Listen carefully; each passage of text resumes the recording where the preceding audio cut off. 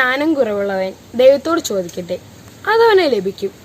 കുറ്റപ്പെടുത്താതെ എല്ലാവർക്കും ഉദാരമായി നൽകുന്നവനാണ് അവിടുന്ന്. വിശുദ്ധ യാക്കോബിന്റെ സുവിശേഷം 1-5 ദൈവം ആകാശത്തെയും ഭൂമിയെയും അവയിലുള്ള സമസ്തതയെയും തന്റെ ഒരു വാക്കിനാലാണ് രൂപപ്പെടുത്തിയത്, ഉണ്ടാകട്ടെ എന്നൊരു വാക്കിനാൽ. എന്നാൽ മനുഷ്യനെ തന്റെ ഛായയിലും സാദൃശ്യത്തിലും തന്റെ കരങ്ങൾ കൊണ്ട് മണ്ണിൽ നിന്ന് രൂപപ്പെടുത്തി.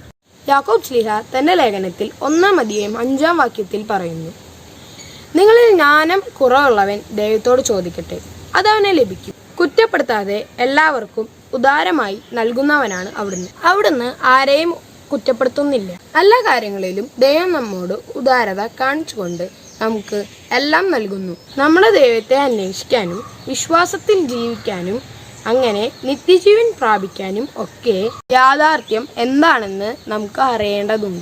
അപ്പോഴാണ് നമുക്ക് അതിൽ നിലനിൽക്കുവാൻ കഴിയുകയുള്ളൂ.